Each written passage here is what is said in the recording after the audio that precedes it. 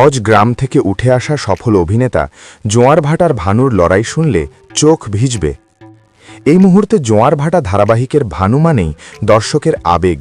নিশার প্রতি একতরফা ভালোবাসায় যে গভীরতা, যে নীরব যন্ত্রণা, তা রৌনক খানের অভিনয়ে আলাদা মাত্রা পেয়েছে। কিন্তু এই জনপ্রিয়তার আড়ালে লুকিয়ে আছে এক দীর্ঘ সংগ্রামের গল্প।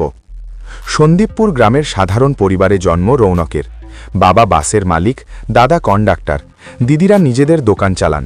গ্রাম বাংলার সেই চেনা জীবন ছেড়ে 2013 সালে স্বপ্ন বুকে নিয়ে কলকাতায় পা রেখেছিলেন তিনি। টাকার অভাবে নিজেই রান্না, কাপড় ধোয়া, ঘর পরিষ্কার সব করেছেন।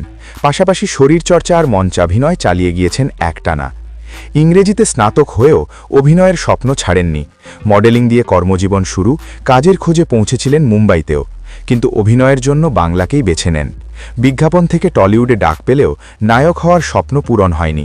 যোগাযোগ না থাকায় সুযোগ বারবার হাতছাড়া হয়েছে।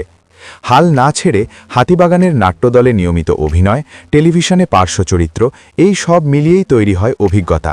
অবশেষে জি বাংলার জনপ্রিয় ধারাবাহিকে দ্বিতীয় নায়ক হয়ে জায়গা পান তিনি।